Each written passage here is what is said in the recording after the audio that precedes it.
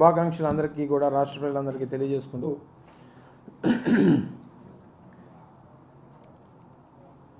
ఇప్పుడే కొన్ని ఛానల్స్ అన్నీ కూడా చూస్తున్నప్పుడు వాస్తవానికి స్పందించకూడదని చెప్పి అనుకున్నప్పటికీ కొన్ని ఎల్లో మీడియా ఛానల్స్ అన్నీ కూడా ఏదో గొప్ప విజయం సాధించాం, చంద్రబాబు నాయుడు గారికి ఏదో ఊరట కలిగింది, ఆయన సుప్రీంకోర్టులో వేసినటువంటి ఎస్ఎల్పికి సంబంధించి ఏదో ఆయనకు అనుకూలంగా తీర్పు వచ్చినట్టుగా కొన్ని టీవీ ఛానల్స్ చిత్రీకరించేటువంటి ప్రయత్నం చేస్తూ ఉన్నాయి. ఇది నాకు ఏ రకంగా అనిపించిందంటే 2019లో చంద్రబాబు నాయుడు గారు గెలిచినటువంటి 23 సీట్లని గొప్ప విజయంగా భావించి చూపిస్తే ఏ రకంగా ఉంటుందో ఈరోజు సుప్రీంకోర్టులో వచ్చినటువంటి తీర్పు చూసిన తర్వాత వీరు చూపిస్తున్నటువంటి, వీరు చిత్రీకరిస్తున్నటువంటి, వీరు షోకేస్ చేస్తున్నటువంటి వారి అభిప్రాయాన్ని ఆ రకంగానే చూడొచ్చు అనేటువంటిది నా అభిప్రాయం. అసలు జరిగినటువంటి కేసు కానీ,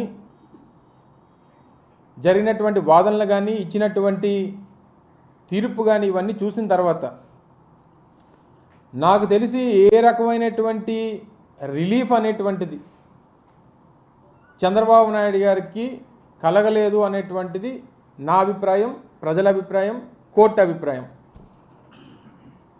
వాస్తవానికి అసలు ముందుగా గమనించాల్సింది ఏంటంటే అసలు ఈ కేసుకు సంబంధించి 17A అనేటువంటిది ఏదైతే వర్తిస్తుందా వర్తించదా అనేటువంటి దాని మీద జరిగినటువంటి ఈ కేసు 17A అనేటువంటిది ఒక ప్రొసీజర్కి సంబంధించినటువంటి ఒక సెక్షన్. అందులో భాగంగా 2018 చివరిలో ఇచ్చినటువంటి సెక్షన్ ఏదైతే అమల్లోకి వచ్చిందో, స్కిల్ స్కామ్ అనేటువంటిది 2015 నుంచి 2018 మొదటి అంకంలోనే అప్పుడు ఉన్నటువంటి కేసు రిజిస్టర్ చేయాలని చెప్పి రావడం, ఇవన్నీ సెక్షన్ అమలుకి రాకముందు వచ్చినటువంటిది కాబట్టి ఇది వర్తించదు అనేటువంటిది సిఐడికి సంబంధించి కానీ లేదా ఇన్వెస్టిగేషన్ ఏజెన్సీకి సంబంధించినటువంటి వాదన. సో ఈ క్రమంలో చంద్రబాబు నాయుడు గారు కానీ, వారి పార్టీ కానీ, వారికి సంబంధించినటువంటి మనుషులు కానీ, లేదా వారి తరపున లాయర్లు కానీ ఈ రోజు వరకు ఎక్కడా అసలు మేము తప్పు చేయలేదనేటువంటి మాట ఎక్కడా మాట్లాడట్లేదు. పోనీ వేసినటువంటి కేసు కూడా అసలు ఈ కేసుకి మాకు సంబంధం లేదని కానీ, లేదా నేను అవినీతికి పాల్పడలేదని కానీ, ఈ 360 కోట్ల 350 కోట్లకు సంబంధించినటువంటి ప్రజాధనాన్ని, ప్రభుత్వ ధనాన్ని నేను దోచుకోలేదని కానీ ఎక్కడా కూడా ఈ వాదనలో కానీ వారు చెప్పేటువంటి సమాధానంలో కానీ లేదు. మీరు గవర్నర్కి చెప్పలేదనో, స్పీకర్కి చెప్పలేదనో, ఏదైతే చట్టం 17A చెప్తుందో దాన్ని ప్రొసీజర్గా ఫాలో కాలేదు కాబట్టి దీన్ని స్క్వాష్ చేయండి అనేటువంటిది వారు కోరుతూ ఉన్నారు. సరే, ఈ డివిజన్ బెంచ్ ఇద్దరు జడ్జిలు కలిగినటువంటి బెంచ్ ఏదైతే ఈరోజు తీర్పునిచ్చిందో, ఒకరు అన్నారు 17A వర్తించదన్నారు, మరొకరు వర్తిస్తుందనేటువంటి మాట చెప్పేటువంటి అభిప్రాయాన్ని మనం చూసాం. చెప్పినటువంటి వారు కూడా కామన్గా చెప్పినటువంటిది ఏంటి, ఇన్వెస్టిగేషన్ ఏజెన్సీ చేసినటువంటి ప్రొసీజర్ రిమాండ్కి తీసుకోవడానికి సంబంధించి కానీ, లేదా జరుగుతున్నటువంటి ఇన్వెస్టిగేషన్ కానీ అవి పద్ధతి ప్రకారమే జరుగుతున్నాయి తప్ప ఎక్కడా కూడా ల్యాప్సెస్ అనేటువంటివి లేవు అనేటువంటిది కామన్ అభిప్రాయాన్ని వాళ్ళు వ్యక్తపరచడం జరిగింది. గతంలో కూడా ఇలాగే 2015లో ఓటుకు నోటు కేసు దొరికిపోయినప్పుడు కూడా ఈ రకమైనటువంటి వాదన చేసి సెక్షన్ 8 అమల్లో ఉంది హైదరాబాద్లో, మీకు పోలీసులు ఉన్నారు, మాకు పోలీసులు ఉన్నారు, మీకు ఏసీబీ ఉంది, మాకు ఏసీబీ ఉంది, ఫోన్ ట్యాపింగ్ చేయగలం అనే ఈ రకమైనటువంటి వితండవాదం చేసి తప్పించుకునేటువంటి ప్రయత్నం చేశారు. సరే, అవన్నీ కూడా కోర్టులో నడుస్తూ ఉన్నాయి. ఇప్పుడు జరగాల్సిన జరుగుతూ ఉంది. గతంలో మేము అనేక సందర్భాల్లో గవర్నమెంట్ ఆఫ్ ఆంధ్రప్రదేశ్ ఏం చెప్పింది, గతంలో అనేక కోర్టులు, దాదాపు 6 కోర్టులు సెక్షన్ 17A అనేటువంటిది వర్తించదు, అది ఏ రోజైతే అమల్లోకి వచ్చిందో అమల్లోకి వచ్చిన తర్వాత జరిగినటువంటి ఇటువంటి క్రిమినల్ అఫెన్సెస్ లేకపోతే ఇటువంటి కరప్షన్ అలిగేషన్స్ ఇవన్నీ కూడా ఆ చట్టం అమల్లోకి వచ్చిన తర్వాత చేస్తే అవి వర్తిస్తుంది తప్ప లేకపోతే లేదు అనేటువంటిది 6 కోర్టులు చెప్పినాయి. దాదాపు 6 హైకోర్టులు చెప్పినాయి. మరి అంత క్లియర్ కట్గా ఉన్నదాని మీద అది బేస్ చేసుకొని గవర్నమెంట్ ఏజెన్సీస్ కానీ ఇన్వెస్టిగేషన్ ఏజెన్సీస్ కానీ గవర్నమెంట్ ఆఫ్ ఆంధ్రప్రదేశ్ కానీ ఫైట్ చేస్తూ ఉంది, క్లియర్ కట్గా కనబడతా ఉంది. ఈరోజు వచ్చినటువంటి ఈ తీర్పు చూసిన తర్వాత చంద్రబాబు నాయుడు గారు బోన్లో నిలబడి ఇన్వెస్టిగేషన్ ఏజెన్సీస్ సంబంధించి కానీ న్యాయస్థానం ముందు కానీ దొంగలా నిలబడి సమాధానం చెప్పాల్సినటువంటి అవసరం ఉంది. చంద్రబాబు నాయుడు అనేటువంటి వ్యక్తి 52 రోజులు జైలు శిక్ష అనుభవించి వ్యక్తిగతమైనటువంటి ఆరోగ్య కారణాలు ఇతరితర కారణాలు చెప్పి బెయిల్ మీద ఉన్నటువంటి ఒక దొంగే తప్ప ఈరోజు వచ్చినటువంటి తీర్పు వల్ల లేకపోతే ఇంకో దాని వల్ల ఏదో నిజాయితీ పరుడనో లేకపోతే ఏ అమాయకి చక్రవర్తనో లేకపోతే ఈ కేసుకి ఆయనకి సంబంధం లేదనో ఎక్కడా కూడా న్యాయస్థానం చెప్పలేదనేటువంటిది గమనించమని చెప్పి కోరుతా ఉన్నా ప్రజలందరినీ కూడా. ఈ వచ్చినటువంటి తీర్పుని వారికి నచ్చినట్టు ఈరోజు సుప్రీంకోర్టు చీఫ్ జస్టిస్ నేతృత్వంలో ఉన్నటువంటి దానికి వారు బదలాయించారు. సరే, ఒకరి వాదన ఒకలా ఉంది, ఒకరి వాదన ఒకలా ఉంది. కామన్ ఇష్యూస్ అన్నీ కూడా వాళ్ళు సమర్థించుకునేటువంటి ప్రయత్నం ప్రభుత్వం మనం సమర్థించాం, వారు చెప్పుకునేటువంటి ప్రయత్నం చేశారు, వారు దాన్ని అంగీకరించారు. ప్రొసీజర్స్ని ఎక్కడా కూడా డివియేట్ చేయలేదనేటువంటి మాట చెప్పారు. ఈ సెక్షన్ 17A అనేటువంటిది ఇట్స్ ప్రొసీజరల్ యాక్ట్, ఒకటి ప్రొసీజరల్ యాక్ట్. అది దాన్ని చేయాలా లేదనేటువంటిది ఉన్ని దాన్ని రూల్ పొజిషన్ ప్రకారం నిర్ణయం తీసుకుంటారు. దానికి సమాధానం చెప్పడం మానేసి ఈరోజు తప్పు చేయలేదనేటువంటి మాట ఎక్కడ చెప్పు, డబ్బులు కొట్టేయలేదనేటువంటి మాట ఎక్కడ చెప్పవు, నేను నిజాయితీ పరుడు అనేటువంటి మాట ఎక్కడ చెప్పరు, అసలు ఈ కేసుకి మాకు సంబంధం లేదనేటువంటి మాట ఎక్కడ చెప్పరు. చివరికి వచ్చి చెప్పేది ఏంటంటే మీరు చేసినటువంటి ప్రక్రియ కరెక్ట్ కాదనేటువంటి చెప్తారు. మీరు చేసినటువంటి దొంగ పని, మీరు చేసినటువంటి కరప్షను, మీకు ప్రజలు అధికారం ఇస్తే మీరు చేసినటువంటి అక్రమాలు అన్యాయాలు ఇవన్నీ కూడా ఇన్వెస్టిగేషన్ ఏజెన్సీస్ కానీ అనేక కేంద్ర ప్రభుత్వానికి సంబంధించినటువంటి సంస్థలు కానీ వారందరూ అంగీకరించారు. కాబట్టే ఈరోజు ఆయన శిక్ష రిమాండ్కు వెళ్ళి ఈరోజు బెయిల్ మీద తిరుగుతూ ఉన్నారు.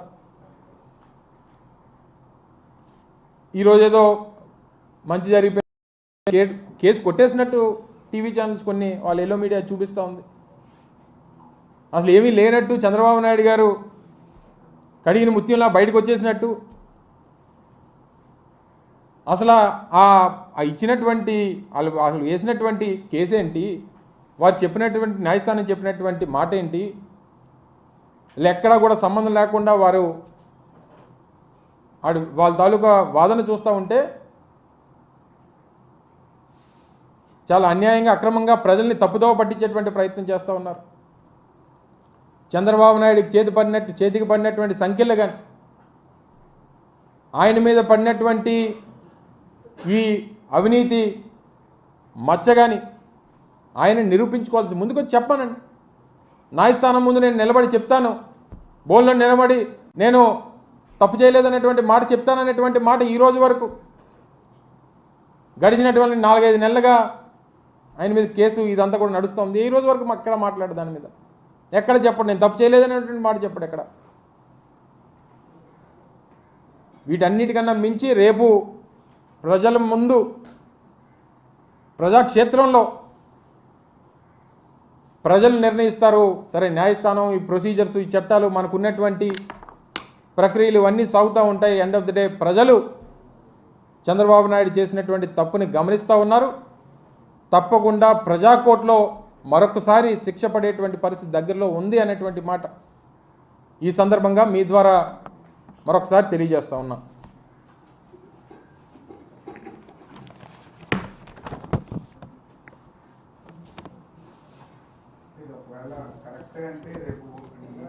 ఏ ప్రభుత్వం వచ్చినా అందరి మీద క్యాబినెట్ డెసిషన్స్ అన్నిటి మీద కేసులు పెట్టే అవకాశం ఉంటుంది. ఒకవేళ దీన్ని సుప్రీంకోర్టు సమర్థిస్తే భవిష్యత్తులో అన్ని ప్రభుత్వాలు ఏ ప్రభుత్వం అంటే ఇప్పుడు మీరు అనేది ఏంటంటే, ఏబిఎన్ చెప్పేది ఏంటంటే, క్యాబినెట్లో చేసినటువంటి నిర్ణయాన్ని చంద్రబాబు నాయుడు గారు అమలు చేశారు. సో దాన్ని మీరు తప్పుపడుతున్నారు అనేటువంటి అభిప్రాయాన్ని మీరు వ్యక్తపరుస్తున్నారు. అలా క్యాబినెట్లో వారు పెట్టినటువంటి దానికి స్కిల్ స్కామ్లో జరిగినటువంటి ప్రక్రియకి ఎక్కడ కూడా సంబంధం లేదు. టోటల్గా డీవియేట్ చేసినటువంటి కార్యక్రమం చేశారనేటువంటిదే మేము ప్రభుత్వంలో ఉన్నటువంటి మా దగ్గర ఉన్నటువంటి రుజువులతో సహా అనేక సందర్భాల్లో చెప్పాం. స్కిల్ డెవలప్మెంట్ కార్పొరేషన్ అనేటువంటిది అలా ఆ మేధావి అయితే ఆ జనరల్ సెక్రటరీ, ఆ పార్టీ జాతీయ ప్రధాన కార్యదర్శి ఆ మేధావి అంటాడు. అసలు కార్పొరేషన్కి సంబంధించి అసలు క్యాబినెట్కి కానీ లేదా మంత్రులకు కానీ అసలు అలా ఆ ప్రొసీజరే ఉండదు. అసలు వాళ్ళు దాని ప్రకారం ప్రొసీజర్ ప్రకారం వాళ్ళ ఫైల్ కూడా రావు అన్నటువంటి మాట చెప్తా ఉన్నాడు. ఆయన మంత్రిగా పనిచేశాడు, 2.5 సంవత్సరాలు మంత్రిగా పనిచేశాడు ఆయన. సరే, గెలిచి మంత్రి అవ్వలేదు అనుకోండి, ఎలాగైనా సరే ఆయనకి ప్రక్రియ టోటల్గా డీవియేట్ చేసేటువంటి మాటలు చెప్తా ఉన్నాడు. సో ఈ రకమైనటువంటి తప్పుదోవ పట్టించొద్దు అనేటువంటిది మా అభిప్రాయం. సో క్యాబినెట్లో తీసుకున్నటువంటి నిర్ణయానికి లేదా చేసినటువంటి ప్రొసీజర్స్కి ఎక్కడ కూడా సంబంధం లేదు అనేటువంటిది క్లియర్గా కనబడుతూ ఉంది. అనేక సందర్భాల్లో మేము చూపించడం జరిగింది. మళ్ళీ దాన్ని క్యాబినెట్ పట్టుకొని దాన్ని మళ్ళీ డీవియేట్ చేసేటువంటి ప్రయత్నం చేస్తూ ఉన్నారు. వర్తించదని చెప్పి కోర్టే చెప్తుంటే మళ్ళీ నన్ను అడుగుతున్నాను. సరే, ఏదేమైనప్పటికీ ఇద్దరు అదే చెప్పాను కదా, ఒకరు వర్తిస్తుందన్నారు, ఒకరు వర్తించదన్నారు. కాకపోతే జరిగినటువంటి ప్రక్రియ రిమాండ్కి తీసుకోవడం కానీ లేదా విచారించడం కానీ లేకపోతే ఆయన్ని జైల్లో పెట్టడానికి సంబంధించి ఇద్దరు కామన్గా వారు అంగీకరించారు. 17A అనేటువంటిది అసలు నీకు జరిగినటువంటి అవినీతికి నీకు సంబంధం లేదనేటువంటిది కాదు కదా 17A కేసు. 17A అనేటువంటిది ఇట్స్ ప్రొసీజర్కి సంబంధించినటువంటి దాని మీద వేసినటువంటి కేసు అది. అది చంద్రబాబు నాయుడు గారికి ఈ కేసుకి స్కిల్ స్కామ్కి సంబంధం లేదనేటువంటిది ఆ సెక్షన్ కానీ లేకపోతే ఆ కేసు మీద వేసినటువంటిది స్కాష్ కాదు కదా. సో దాన్ని ఎందుకు వాళ్ళు పూర్తిగా కేసుకి దీనికి ఎందుకు ముడి పెడుతున్నారు అనేటువంటిది మా అభిప్రాయం. ఎందుకు మీకెందుకు గాబరపడుతుంది? మీరెందుకు గాబరపడుతున్నారు? నాకు లేని గాబరం మీకెందుకు? 3 కాకపోతే 4, 4 కాకపోతే 5, లేకపోతే వాళ్ళు సీట్ లేకపోతే పార్టీకి పనిచేస్తారు. మొదటి నుంచి చెప్తున్నాను కదా, మీకెందుకు నా గురించి గాబరం మీకు? అంతే కదా. కొత్త పార్టీలు కొత్త వాళ్ళు అందరూ వస్తున్నారు కదా, వాళ్ళందరూ చూస్తున్నాం కదా. వాళ్ళు ఏమని ఏపీపీ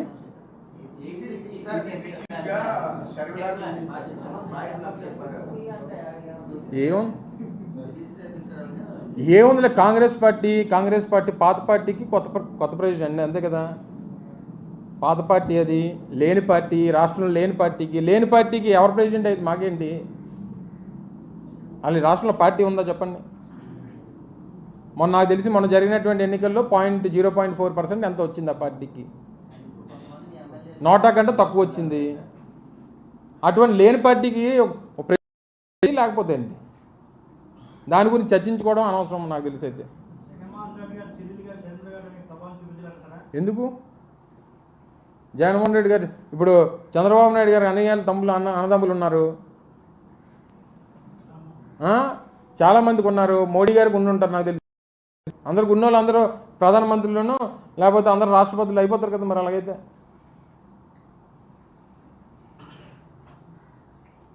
వాళ్ళ పార్టీ లేదు కదా. కాంగ్రెస్ పార్టీ అనేటువంటిది ఈ రాష్ట్రంలో ఆంధ్రప్రదేశ్లో కాంగ్రెస్ పార్టీకి ఓటు కానీ సీటు సంగతి పక్కన పెట్టండి, ఓటేసిన లేడు. ఎందుకు వేయట్లేదు? కాంగ్రెస్ ఈ రాష్ట్రానికి చేసినటువంటి ముఖ్యంగా ఈ రాష్ట్ర ప్రజలకు చేసినటువంటి అన్యాయం, ఒక కులానికో మతానికో ప్రాంతానికో లేదా ఒక వ్యక్తికో వర్గానికో చేసినటువంటి అన్యాయం కాదు. ఈ రాష్ట్రంలో ఉన్నటువంటి 5,30,00,000 మంది ప్రజలకి మనం కలిసి నిర్మించుకున్నటువంటి హైదరాబాద్ కానీ, కలిసి నిర్మించుకున్నటువంటి ఉమ్మడి రాష్ట్రం కానీ, అందరం కలిసి ఉండాలని చెప్పి కోరుకున్నటువంటి ప్రజలు కానీ, వీరి తాలూకు ఆలోచనల్ని నమ్మకాలని భవిష్యత్తుని అడ్డంగా గొడ్డలతో నరిగినటువంటి పార్టీ కాంగ్రెస్ పార్టీ. మరి అటువంటి పార్టీ అసలు ఈ రాష్ట్రంలో ఉండకూడదని కానీ, ఆ జెండా కనబడకూడదు అనేటువంటిది ఈ రాష్ట్ర ప్రజల ఆలోచన. అలాగే కనబడట్లేదు. అటువంటి లేని పార్టీకి ఎవరు ప్రెసిడెంట్ అయితే మేమేం పట్టించుకుంటాం, మాకేం సంబంధం అంటున్నాను.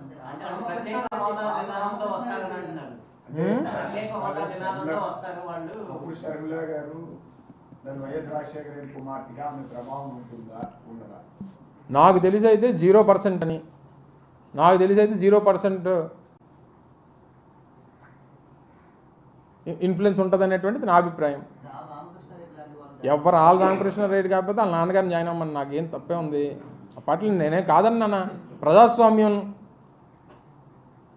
ఈ దేశం ప్రపంచంలోనే అతిపెద్ద ప్రజాస్వామ్యం కలిగినటువంటి దేశం.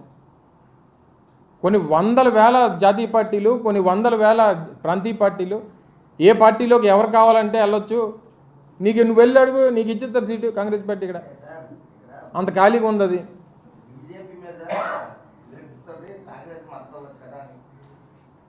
బీజేపీ మీద విరక్తుందా? సర్లే, ఎవరి మీద అలా కదమ్మా. రేపు 10 మంది పోటీ చేస్తారు, 10 మందికి వేయలేవు కదా నువ్వు ఓటు. ఎవరికో ఒకరికే కదా వేయగలవు. ఓటు అనేది నువ్వు ఒకసారి నొక్కగలవు కదా బటనం. ఏదన్నా ఎవరి అభిప్రాయాలకు ఉండొచ్చు, నేను కాదనట్లా. ప్రతి రాజకీయ పార్టీకి నేనేదో ఈ రాష్ట్రంలో నేనే ముఖ్యమంత్రిని అవుతానని కానీ, ఈ రాష్ట్ర భవిష్యత్తు నా రాజకీయ పార్టీ ద్వారా అవుతుంది అనేటువంటి నమ్మకం ప్రతి ఒక్కరికి ఉండొచ్చు. కానీ ఎవరు మంచి చేయగలరు, ఎవరు ప్రజలకి మేలు చేయగలరు అనేటువంటి అసలు ఆ పార్టీకి సంబంధించి ఆ లేని పార్టీ గురించి ఎంతసేపు మాట్లాడుకోవడం నాకు తెలియక అడుగుతాను. నిన్నటి వరకు ఇంకొక ఆయన ఉన్నారు, ఈరోజు కొత్త వాళ్ళు వచ్చారు. అంతే తేడా. ఏం తేడా పడుతుందో నాకు తెలుసు. సరే అయితే థ్యాంక్ యూ.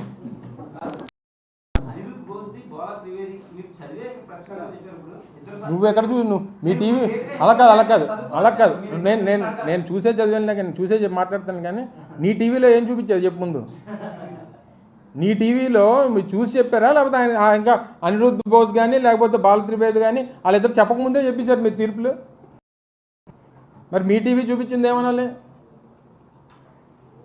రైట్.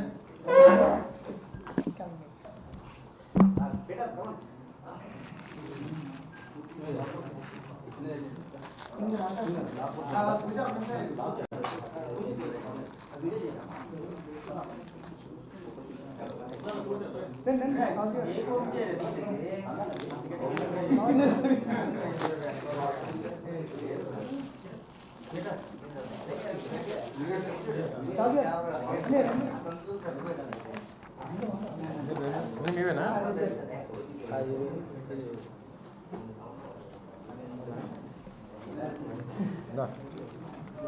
ఫోటో తీస్తారా?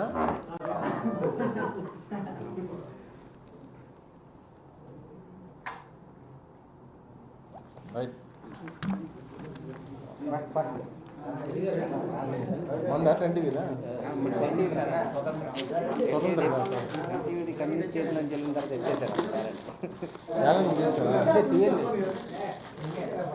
ఎన్టీవీకి మొదటి నుంచి యాడ్లు ఇచ్చింది మీరే అన్న. జనవరి